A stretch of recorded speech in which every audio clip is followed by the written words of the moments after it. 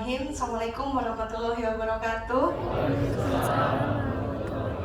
Alhamdulillah, puji dan syukur kehadiran Allah Subhanahu wa Ta'ala yang telah mempertemukan kita semua, yang insya Allah dalam keadaan sehat sempurna, sehat walafiat, selalu dalam lindungan Allah Subhanahu wa Ta'ala. Dan tak lupa juga salawat serta salam kita panjatkan kepada Nabi besar kita, Nabi Muhammad SAW. Dan saya sangat berterima kasih kepada guru tercinta kita, kepada Syekh Muhammad Abdul Gawas, Abah Awas, dan juga Profesor Dr. Budi Rahman Hakim, Abah Jagat yang selalu membimbing kita semua, dan Pak Kiai dan para ustadz-ustadz dan tokoh-tokoh dan ibu-ibu. Dan di sini ada Abu Jagat. Terima kasih semuanya yang telah hadir, dan di sini pastinya di sini ada partner saya, tokoh saya, Dr. Herlas dari Business Development Indonesia, dan alhamdulillah yang telah hadir dan menyempatkan hadir dari Midland Property, Kang Dadang sama Kang Ikna dari Jakarta, walaupun sebetulnya orang Jawa Barat ya. Kang Ikna dari Garut dan juga Kang Dadang itu dari Purwakarta. Alhamdulillah, saya mau bercerita sedikit. Mohon maaf sebulan lalu saya tidak hadir karena kebetulan saya lagi mau menginformasikan bahwa sekarang saya lagi membantu untuk Yayasan Syekh Ali Jaber. Mungkin pada tahu ya, Syekh Ali Jaber almarhum, dan kami sudah bersinergi 9 tahun untuk umroh haji, walaupun saya sudah 12 tahun menguruskan umroh dan haji. Dan Lumbung Indonesia di sini banyak unit usaha, salah satunya adalah mulai dari pangan, pertanian, peternakan, UMKM, serta nelayan.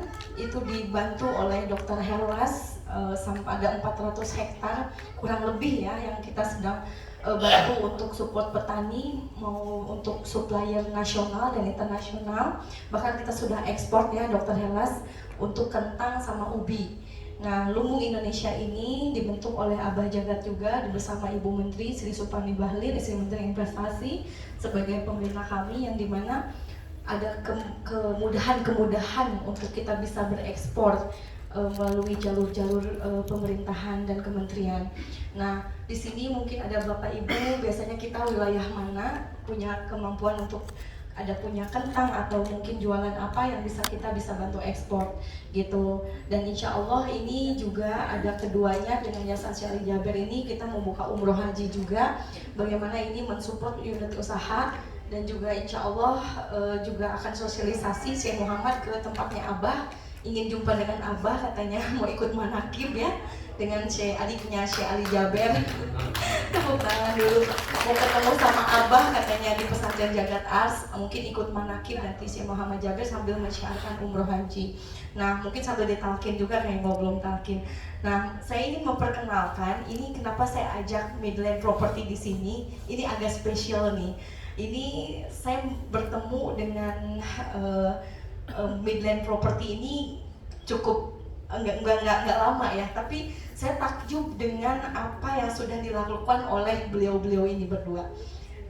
Midland itu sebetulnya ada nanti diceritakan ya, M-nya apa, I-nya apa, D-nya apa. Takjub, jarang ya ada seorang pengusaha properti yang tukangnya sebelum bekerja harus sholat dulu 2 rakaat duha, dan harus membaca bismillah, dan intinya berdoa sebelum mengerjakan bangunan. Keduanya, kalau tukang itu hari Jumat katanya tidak boleh bekerja sampai setelah Jumatan, karena biar Jumatan dan setoran hafalan mengaji. Merinding banget saya dengarnya. Kayaknya belum pernah ada kontraktor developer seperti itu gitu ya. Terus katanya kalau marketingnya sama semua pekerjanya, staf-stafnya sebelum beraktivitas harus sholat dulu baru bisa bekerja. Saya bilang ini tuh Midland Property, saya pikir punya orang Chinese, ternyata bukan. Saya Masya Allah, saya takjub sekali. Saya bilang di sini beliau ini dari nol, nanti saya kenalkan ya. Jadi itu banyak sekali penemuan-penemuan beliau dari properti-propertinya. Kemarin saya lihat di Semanan yang nanti akan kami bantu. Ini salah satu binaannya Lumbung Indonesia. Mungkin saya perkenalkan Kang Dadang sama Kang Ikna ke depan, karena saya sangat menginspirasi. Izin Mbah, biar Abah kenal nih ke depan, karena ini bersedekahnya kenceng juga nih. Silakan Kang Dadang. Mbak Dadang. Biar kenalan dulu ini, biar menginspirasi semua. Silahkan kenalan dulu nama dan apa Midland itu dan dari awal merintis. Siapa boleh dulu siapa? Bismillah, Assalamualaikum warahmatullahi wabarakatuh. Alhamdulillahirabbil alamin. Allahumma shalli ala sayyidina Muhammadin wa ala alihi washabihi ajmain. Amma ba'du. Yang terhormat Abah, para kiai, para ulama, hadirin jemaah, Bu Haji Halina, terima kasih sudah ngasih kesempatan kepada kami. Ya, perkenalkan, kami dari Jakarta. Kita bergerak di bidang developer ya, pengembangan. Karena tadi harus menguraikan ya, Bu Lina ya. Jadi mid itu memang Midland, memang Midland ini kayaknya 9 naga ya. Padahal ini seekor cacing. Cuman akan menjadi pemangsa 9 naga itu. Insyaallah. Mohon doanya dari semuanya. Midland ini kita mendirikan usaha ini 3 orang. M-nya itu nama kawan Muhammad Umar, I-nya itu Iqnabul Khaliq, D-nya itu Dadang. Jadi MID itu ya nama kita. Adapun lainnya itu adalah tanah kan, bahasa Inggris. Jadi ini Midland ini bukan nama siapa-siapa ya, nama kita. Nama kita. Adapun berdirinya Midland ini jadi mohon doanya nih, saya umpamakan Midland ini halnya perahu Nabi Nuh. Perahu Nabi Nuh artinya orang yang terlibat ke dalamnya harapan bisa selamat dunia dan akhirat. Amin. Terus sekarang setelah nanti ditalkin mungkin. Talkin ini mungkin bisa kita sampaikan ke pekerja-pekerja lah. Kita sampaikan kembali kan. Jadi filosofi Midland itu hanya perahu Nabi Nuh, orang yang masuk ke dalamnya pada selamat dunia dan akhirat. Adapun rutinitas kita di kantor itu tiap hari kita ada pengajian tahsin setiap hari. Adapun mingguannya ada fikih, akidah akhlak, tafsir Quran. Jadi temanya ganti-ganti. Tapi kalau tiap hari memang kita ada pengajian tahsin, perbaikan bacaan Al-Quran.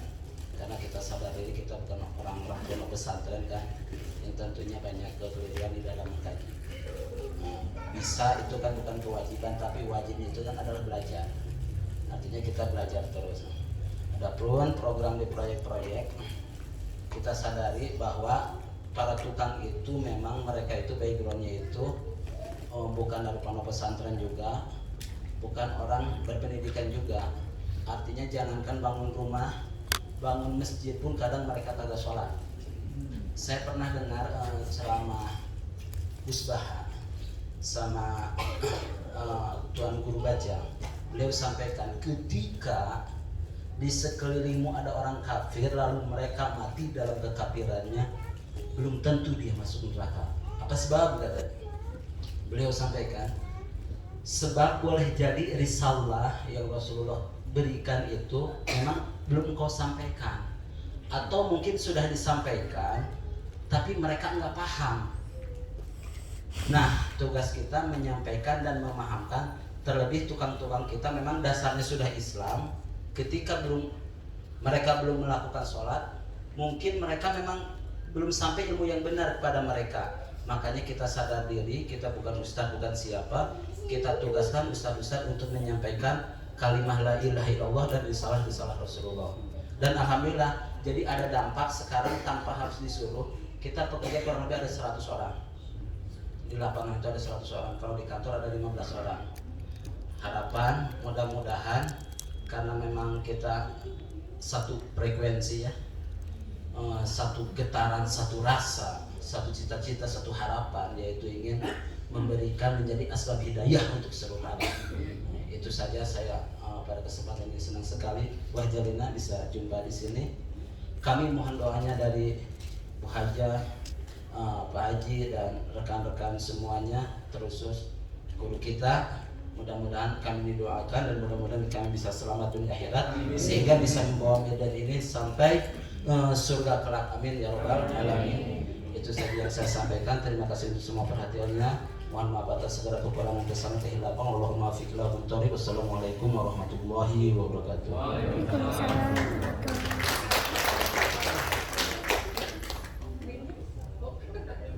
Boleh. Tapi sekarang diganti katanya MID-nya itu sahamnya Nabi Muhammad ya. Itu harus disampaikan. Boleh? Bismillahirrahmanirrahim. Assalamualaikum warahmatullahi wabarakatuh. Ya, menyambung tadi yang dijelaskan oleh Pak Dadang ya. Tadi mungkin kelewat. Jadi yang awalnya nama MID itu kan 3 orang ya. Jadi kami terinspirasi oleh namanya Insinyur Solah. Beliau itu kan yang membangun bisnis peternakan itu 10 orang gitu kan. Jadi 9 orangnya itu rekan-rekannya Gus Solah, yang kesatunya itu Allah gitu. Jadi awalnya kan 10% tuh. Jadi dari profitnya itu sampai setiap hasil bisnis itu dibangunkan masjid, dibangunkan musola, dibangunkan pendidikan untuk kampung-kampung sekitar sampai bangun universitas dan akhirnya menjadi suatu kota yang makmur gitu akan pendidikan dan masing-masing luar biasa. Nah kami terinspirasi dari situ. Jadi yang M-nya itu kan jadi Muhammad ya. Jadi kita namakan di akte notaris itu Muhammad SAW gitu. Jadi 10%-nya itu insya Allah atas izin Allah, sahamnya itu kita tuangkan atas nama Nabi Muhammad SAW gitu, yang kita gunakan untuk sosial.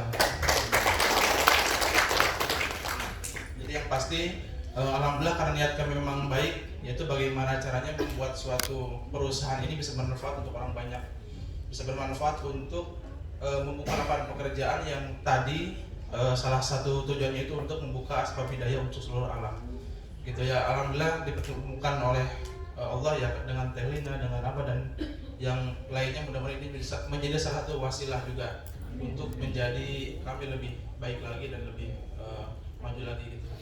Oke, terima kasih.